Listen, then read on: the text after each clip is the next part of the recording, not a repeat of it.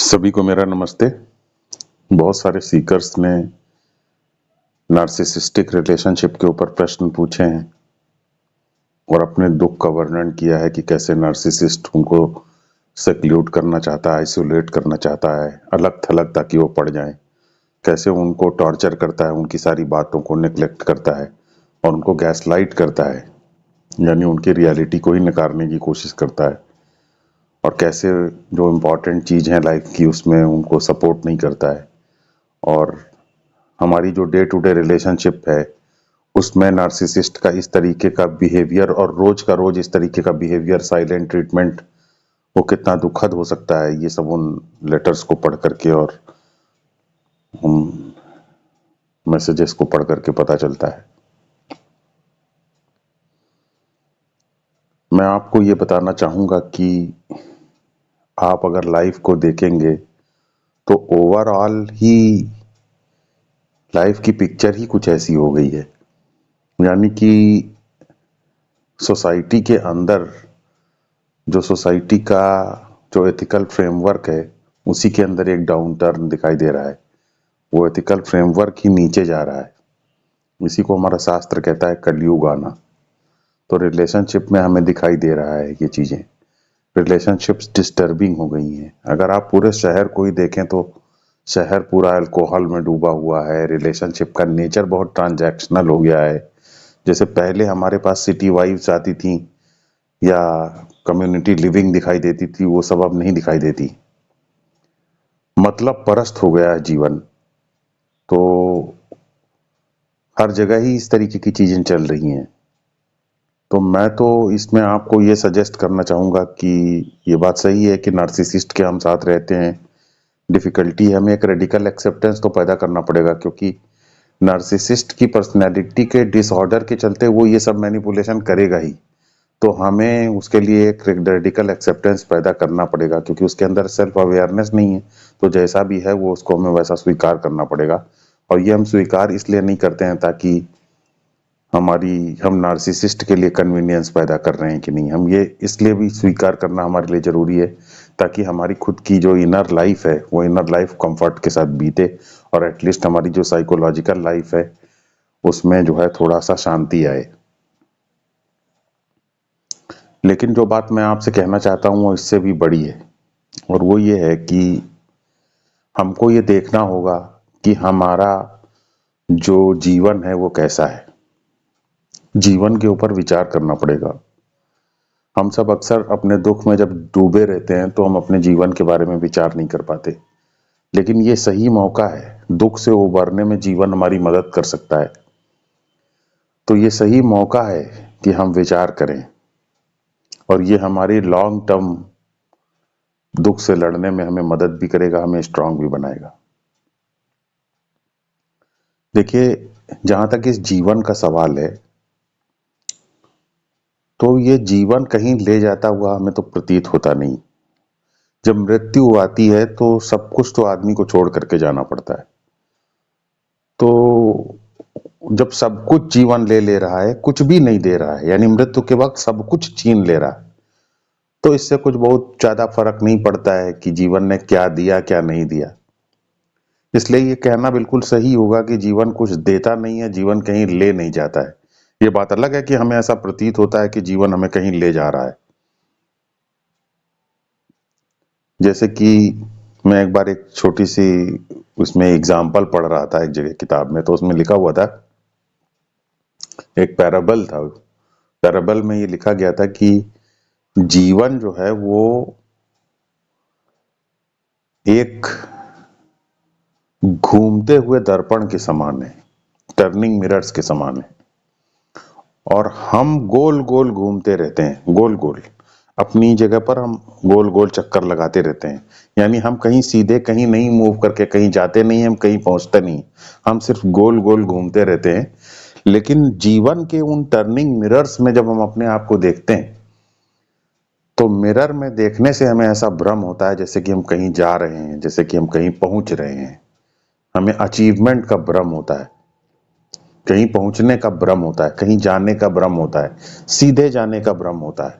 जबकि हम एक्चुअली गोल गोल घूम रहे होते हैं। तो ये एक टर्निंग मिरर्स का इल्यूजन है, जिसकी वजह से हमें ऐसा प्रतीत होता है जैसे कि लाइफ हमें कुछ दे रही है, लाइफ से हम कुछ अचीव कर पा रहे हैं, लाइफ हमको कंफर्ट देगी, लाइफ हमसे कुछ छीनेगी नहीं। ये सब हमको ऐसा भ्रम होता है, यानी हम कुछ गोल्स अचीव करने जा रहे हैं, कुछ हम प्राप्त करने जा रहे हैं, ऐसा हमें भ्रम होता है। ये सिर्फ लाइफ के टर्निंग मिरर्स की वजह से होता है, क्योंकि वास्तव में ऐसा कुछ नहीं है। तो क्या लाइफ मीनिंगलेस है? नहीं, लाइफ मीनिंगलेस है कि नहीं, इससे महत्वपूर्ण प्रश्न इसके ऊपर विचार करना है कि क्या हम बिना मीनिंग के जी सकते हैं? नहीं, हम बिना मीनिंग के नहीं जी सकते। हमें जीवन हमें जीवन में सार्थकता का एक एहसास चाहिए। जब ये सार्थकता का हमें एहसास होता है तो हम अच्छा महसूस करते हैं, क्योंकि जीवन मीनिंगफुल है। हमें ऐसा लगता है कि जीवन अगर मीनिंगफुल होगा, सार्थक होगा, तो हम अच्छा महसूस करेंगे। तो इसलिए जीवन का तो सार्थक होना जरूरी है। तो जीवन में मीनिंग है, लेकिन उससे भी ज्यादा महत्वपूर्ण प्रश्न ये है कि ये मीनिंग कहाँ से आ रही है? क्या ये मीनिंग हमारी इमेजिनेशन या हमारी कल्पनाशीलता से आ रही है, हमारी इमेजिनेशन से आ रही है, कि ये मीनिंग लाइफ से आ रही है? जनरली मैंने देखा है कि लोग अपनी इमेजिनेशन में ही मीनिंग का भ्रम पाले रहते हैं। रिलेशनशिप में वो एक बिलीफ सिस्टम पैदा करते हैं और उनको ऐसा लगता है कि रिलेशनशिप में ये चीज होनी ही चाहिए, रिलेशनशिप में ऐसे ऐसे होना ही चाहिए, रिलेशनशिप के अंदर ये चीजें तो होनी ही चाहिए। तो ये अपने अंदर उन्होंने कुछ बिलीफ सिस्टम बनाया होता है, जिसके हिसाब से वो रिलेशनशिप को मानते हैं कि रिलेशनशिप मीनिंगफुल होगी अगर ये चीजें हों। यानी ये मीनिंग उनकी इमेजिनेशन से आ रही है, लाइफ से नहीं आ रही। जबकि वास्तव में लाइफ क्या कर रही है, जो भी उन्होंने अपने दिमाग में, लोगों ने इमेजिनेशन में अपने जो मीनिंग का या सार्थकता का जो उन्होंने बनाया हुआ है अपने दिमाग में, जो विचार का नेटवर्क, उसको लाइफ हमेशा तोड़ देती है। लाइफ वैसा कुछ भी नहीं करती। तो मीनिंग का जो फ्रेमवर्क हमने अपने इमेजिनेशन में, अपने कल्पनाशीलता में बनाया होता है, उसको लाइफ तोड़ देती है। आपने देखा होगा कि हम रिलेशनशिप के अंदर भी इस तरीके का, प्रेम में हम रिलेशनशिप में हमेशा इस तरीके इमेजिन करते हैं कि क्या है सुख के साथ रहना, क्या है रोमांस के साथ रहना। रिलेशनशिप को हम एक रोमांस के साथ अप्रोच करते हैं प्रेम में, वही रोमांस हमारे लिए मीनिंग है। लेकिन बाद में पता चलता है कि वो रिलेशनशिप में वो ऐसा कुछ रोमांस था ही नहीं। रिलेशनशिप की एक्चुअल रियलिटी जो है और हमारी इमेजिनेशन में जो मीनिंग था रोमांस का, उसका और जीवन के बीच में कोई तालमेल ही नहीं था, और उससे हमारी इमेजिनेशन के अंदर जो मीनिंग का सेंस था, वो सार्थकता का सेंस था, वही टूट गया, खत्म हो गया। तो इससे ये पता चलता है कि इमेजिनेशन के अंदर जो मीनिंग है, उसको जीवन स्वीकार करने के लिए तैयार नहीं। इसलिए बेहतर ये होगा कि हम अपनी इमेजिनेशन में, अपनी कल्पना में, अपने बिलीफ सिस्टम में जो कल्पना करते हैं कि जीवन ऐसा हो तो सार्थक होगा, वैसा हो तो सार्थक होगा, उसको तो हम छोड़ ही दें। क्योंकि जीवन बार बार उसको तोड़ने की कोशिश करता है। बार बार जब उसको तोड़ने की कोशिश करता है, तो हमारे लिए भी बेहतर यही होगा कि हम उसको छोड़ दें। और जब हम इसको छोड़ देते हैं, तब जीवन के अंदर भी हमें फिर अलग, जीवन के अंदर हमें एक सार्थकता दिखाई देती है, जीवन के अंदर मीनिंग दिखाई देती है। और जीवन के अंदर जो मीनिंग होती है, वो जीवन की मीनिंगलेसनेस के अंदर से दिखाई देती है।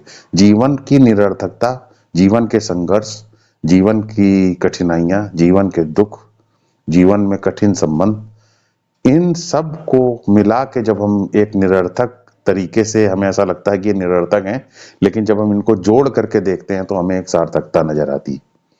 और हमें ऐसा नजर आता है जैसे कि जीवन हमारे लिए एक शिक्षक की तरीके से, एक टीचर की तरीके से।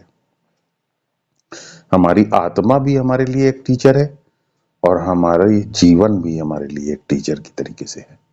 तो किस सेंस में हम ये कहते हैं कि जीवन हमारे लिए टीचर है? हम इस सेंस में कहते हैं कि जीवन हमारे लिए टीचर है, क्योंकि जीवन हमसे बार बार हमें ये सिखाने की कोशिश करता है कि अपने आप को बदलो, दूसरे को ना बदलो। अपने आप को बदलो, दूसरा नहीं बदल सकता, अपने आप को बदलो। हम तुमको बताएंगे कैसे अपने आप को बदलना है। हम तुम्हारे सामने ऐसी परिस्थिति पैदा करेंगे जिसको अगर तुम समझ गए तो तुम अपने आप को बदलने के लिए राजी हो जाओगे। और अगर एक बार तुम अपने आप को बदलने के लिए राजी हो गए, तब हम तुम्हारे जीवन को भी थोड़ा सरल बनाएंगे। जीवन बार बार ये मैसेज देता है। इसी सेंस में जीवन हमारा हमारे लिए एक टीचर की तरीके से है। और हमारी आत्मा, हमारा जो इनर सेल्फ है, जिसे हम माई सेल्फ कहते हैं, वो भी एक टीचर है। रमन महर्षि तो कहते थे कि हमारी आत्मा ही टीचर है, और मेरा खुद का अनुभव भी यही रहा है। मैं शुरुआत में जब मैं बहुत स्ट्रगल करता था पढ़ाई में, तो मुझे बहुत से लोग मिलते थे, ऐसे स्कूल्स मिलते थे, इंडिया के ही ऐसे बहुत से स्कूल्स ऑफ थॉट, बहुत से ऐसे स्कूल्स मिलते थे जो मुझे बार बार ये कहते थे कि मैं उनके रास्ते पे चलूं। लेकिन मेरी आत्मा के अंदर से एक आवाज आती थी कि नहीं, मेरा रास्ता ये नहीं है, मेरा रास्ता कुछ दूसरा है। मैं अपनी आत्मा की बताए रास्ते पर ही चलता रहा। तो ये रमन महर्षि बिल्कुल सही कहते हैं कि आत्मा भी एक हमारा टीचर है। तो आत्मा ने मुझे बहुत टीच किया, मुझे गाइड किया कि क्या मेरा रास्ता हो सकता है, क्या मुझे एक्सेप्ट करना होगा, क्या मुझे रिजेक्ट करना होगा। ये मेरी आत्मा ने एक इनर गाइड की तरीके से मुझे गाइड किया। इसलिए मैं अपने आत्मा को नमस्कार करता हूँ, और अपने आत्मा को एक टीचर की तरीके से हमेशा स्वीकार किया है मैंने। उसी तरीके से बाहर का जीवन भी हमारे लिए एक टीचर की तरीके से है। और आत्मा रूपी टीचर और बाहर का जो टीचर है, बाहरी जीवन का रूपी जो टीचर है, दोनों आपस में सिंक में है। दोनों एक दूसरे के विरोध में नहीं है, दोनों एक दूसरे के सामंजस्य में है, एक दूसरे के साथ सामंजस्य में है। तो जब हम कहते हैं कि बाहरी जीवन, यानी जो हम कठिनाइयां इस वक्त फेस कर रहे हैं, जो टॉक्सिक रिलेशंस इस वक्त फेस कर रहे हैं, डे टू डे लाइफ के जो डिस्टरबेंसेस हम फेस कर रहे हैं, जो हम जीवन की कठिनाइयों ने जो हम एक एक पल हमारे लिए इतना कठिन बना दिया है, इन सब को जो हम फेस कर रहे हैं, ये सब हमारे लिए टीचर की तरीके से हैं। कैसे ये हमारे लिए टीचर की तरीके से हैं? इसलिए ये हमारे लिए टीचर की तरीके से हैं क्योंकि ये जब कठिनाइयां हम फेस करते हैं तो हमारे अंदर नेगेटिव इमोशंस पैदा होते हैं। हमारे बिलीफ सिस्टम से जीवन की कठिनाइयां टकराती हैं। हमने जो सेल्फ इमेजेस अपने बारे में बनाई हुई हैं, उनसे जीवन की कठिनाइयां टकराती हैं। उससे नेगेटिव मूड पैदा होता है, उससे नेगेटिव फीलिंग्स पैदा होती हैं। इन नेगेटिव फीलिंग्स और इन नेगेटिव मूड्स को लेकर के हम करते क्या हैं, अगर हम ये बात समझ गए तो ही हम ये समझ पाएंगे कि जीवन कैसे हमारा टीचर है। और याद रखिए, जीवन आपका टीचर है। जीवन आपको आपकी परिस्थितियों के थ्रू पढ़ाने की कोशिश करता है। इस बात को समझने के लिए आपको ये मानना होगा कि आप एक नहीं दो हैं। तो जब मैं कहता हूं कि आप एक नहीं दो हैं, तो मैं क्या कहना चाह रहा हूं कि सिर्फ वो जीवन जो आपको बाहर दिखाई देता है, वही जीवन आपसे अलग नहीं है। आपका जो सेल्फ है, वो सेल्फ भी दो भागों में डिवाइडेड है। आप अपने जैसे बाहर की दुनिया को आप देख पाते हैं, वैसे ही आप अपने सेल्फ को भी देख पाते हैं, अपने सेल्फ के भी एक बदलने वाले हिस्से को देख पाते हैं। तो हमारा सेल्फ दो हिस्सों में बट गया है, एक वो जो देखने वाला है और दूसरा वो जो दिखाई दे रहा है हमें। जैसे क्या क्या चीज हम देख सकते हैं, हम अपनी फीलिंग्स को आते जाते देख सकते हैं। इस वक्त हमारे अंदर किस तरीके की फीलिंग है, इसको हम देख सकते हैं। हम अपने शरीर को देख सकते हैं, हम अपने शरीर के अंदर के बदलाव को देख सकते हैं, अंदर से हम ये सब देख सकते हैं। हम अपने मूड को देख सकते हैं, हम अपने इमोशंस को देख सकते हैं, डिस्ट्रक्टिव इमोशंस को हम देख सकते हैं। तो जब हम इनको देखते हैं तो हमारा सेल्फ दो भागों में बट गया। पहले तो हम अपने मूड को, अपनी फीलिंग्स को, अपने बिलीफ सिस्टम को, अपनी सेल्फ इमेजेस को, इसको हम अपना सेल्फ ही मानते थे।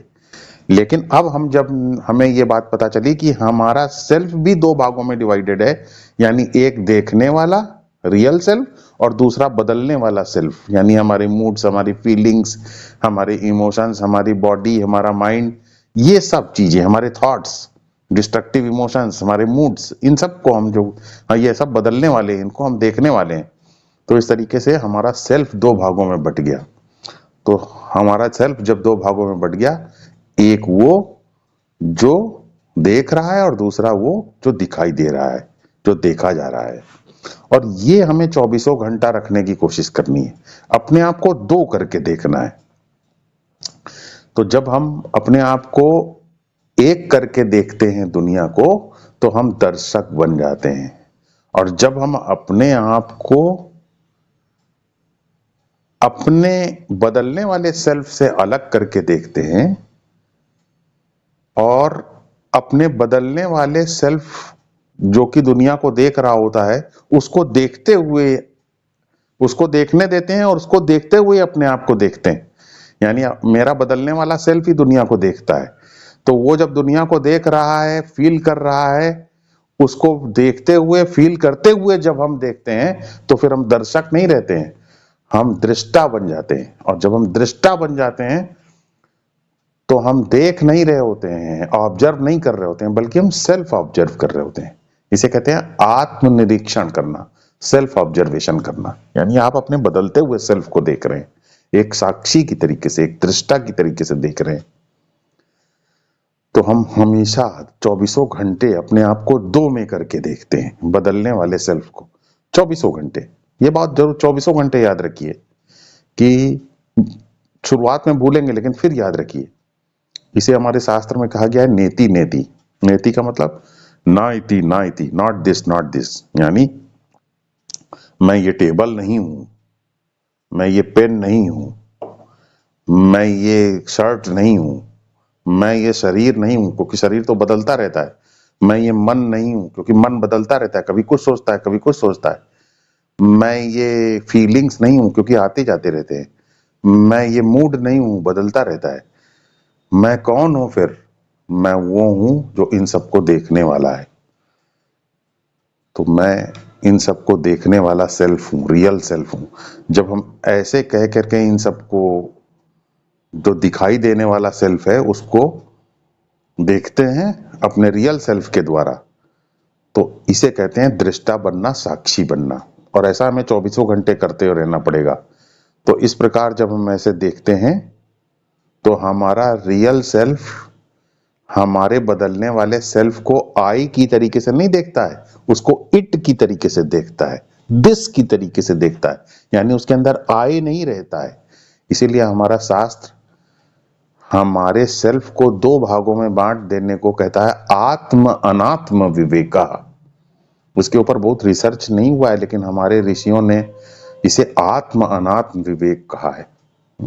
आदि शंकराचार्य से कहते हैं आत्म अनात्म विवेक।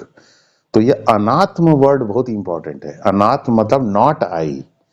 यानी कि विवेक का मतलब क्या होता है? विवेक का मतलब होता है डिस्क्रिमिनेशन, अलग करके देखना, सेपरेट करके देखना, अलग अलग करके देखना। तो किसे अलग अलग करके देखना है?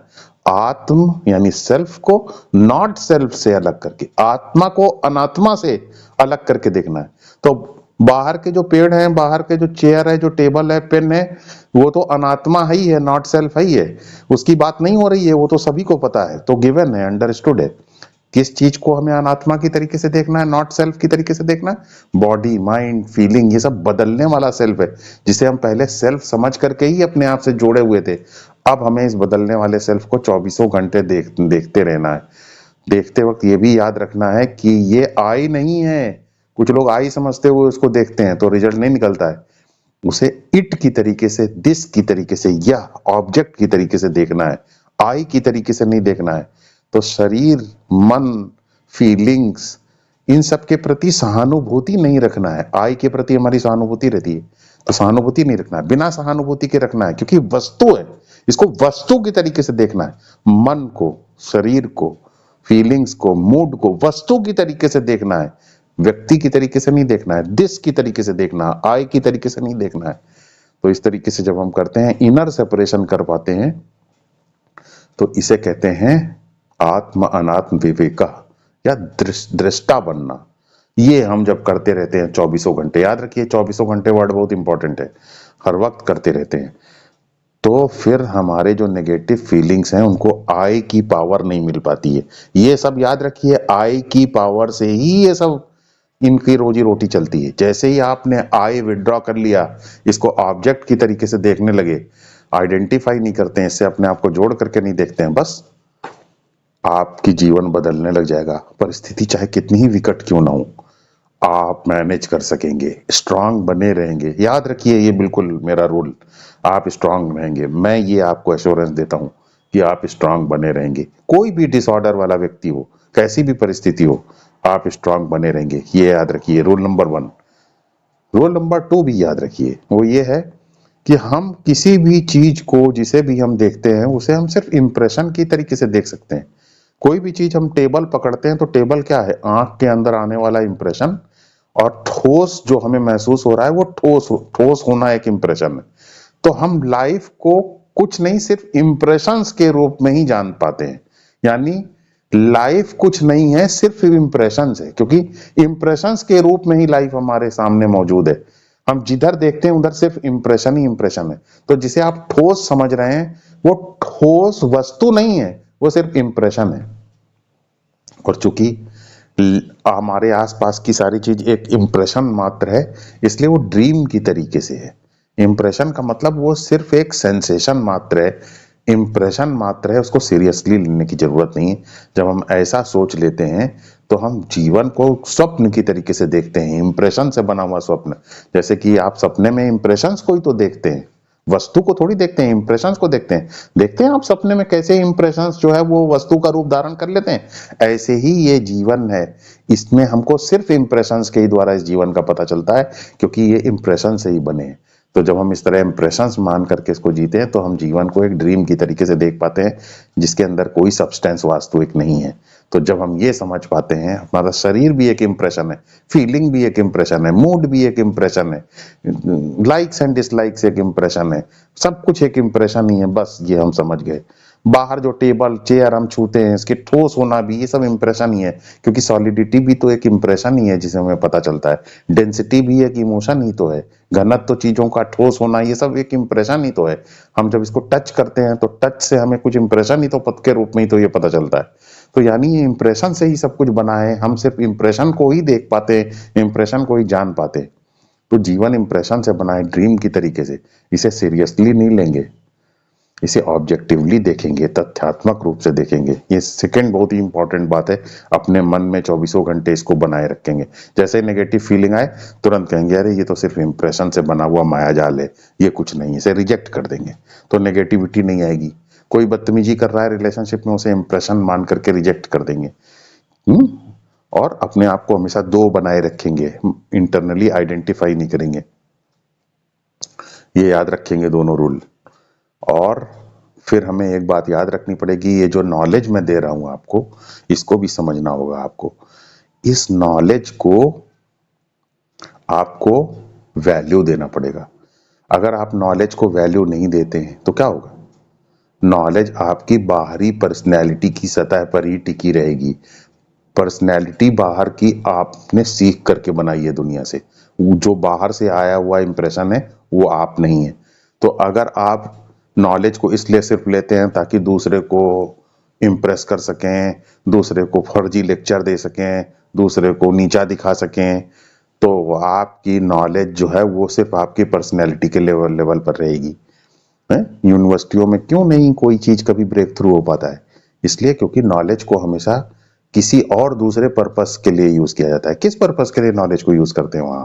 नॉलेज को हमेशा अपने प्रमोशन के लिए यूज करते हैं, अपने आप को आगे बढ़ाने के लिए यूज करते हैं।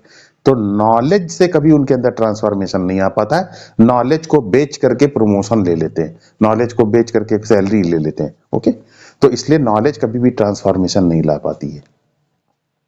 ऐसा नहीं करना है। इसका मतलब यह है कि नॉलेज पर्सनैलिटी के ही लेवल पर है। जब नॉलेज को हम वैल्यू देते हैं, नॉलेज बहुत ही ज्यादा इंपॉर्टेंट हो जाती है। तो जानते हैं हमारे अंदर एक चेंज आता है। नॉलेज हमारी आत्मा को नरिश करने का काम करती है, और जब नॉलेज हमारी आत्मा को नरिश करने का काम करती है तो हमारी पर्सनैलिटी जो है धीरे धीरे धीरे धीरे कोलैप्स करना शुरू कर जाती है, उसका असर कम होना शुरू हो जाता है। अपनी पर्सनैलिटी की वजह से ही हम दुखी रहते हैं। बाहरी जिंदगी हमारी पर्सनैलिटी से ही टकराती है, सेल्फ इमेजेस से टकराती है। सेल्फ इमेजेस का मतलब पर्सनैलिटी, उससे हमें दुख पैदा होता है। तो जब हमारी ये जो नॉलेज मैं दे रहा हूं ये बहुत आपको लिए महत्वपूर्ण हो जाएगी, इसको खूब वैल्यू देंगे, खूब मूल्यांकन देंगे, तो क्या होगा? ये आपकी आत्मा की जो जमीन है उसके अंदर जाके उगने लग जाएगी पौधे की तरीके से। और जब आत्मा को नॉलेज, आत्मा के साथ एक हो जाती है नॉलेज, तो पर्सनैलिटी की ताकत कम होने लग जाती है, पर्सनैलिटी कोलैप्स होने लग जाती है। आप हमेशा देखेंगे कि जिस व्यक्ति की आत्मा में नॉलेज चली गई उसकी पर्सनैलिटी हमेशा नीचे हो जाती है, वो बदतमीजी ज्यादा नहीं करेगा, वो हमेशा चेहरे पे एक मुस्कान रखेगा, उसकी आवाज में एक सौम्यता होगी, बच्चे की तरीके से हो जाएगा वो। पर्सनैलिटी जिसकी नीचे चली जाती है उसके अंदर इनोसेंस आ जाती है, बच्चे की जैसा उसका स्वभाव हो जाता है, बच्चे की तरीके से उसकी आवाज में मधुरता आ जाती है। तो नॉलेज का वैल्यूएशन जो नहीं बढ़ाता है उसके लिए नॉलेज कभी चेंज नहीं लाती। तो जब हम नॉलेज को वैल्यू देते हैं, नॉलेज की टेक्निक को अपनाते हैं, तो जीवन भी फिर हमारे साथ सहयोगात्मक होता जाता है और इस तरीके की रिलेशनशिप में हम एक बड़ी रेखा खींच पाते हैं। और इस तरीके से जो पर्सनैलिटी डिसऑर्डर्स और इस तरीके की जो डिफिकल्टीज हैं, ये फाइनली ना सिर्फ हमारे सामने पैसिव हो जाती हैं, बल्कि हमारे सामने शांति और हैप्पीनेस और इनर जॉय का एक नया संसार खुलता है।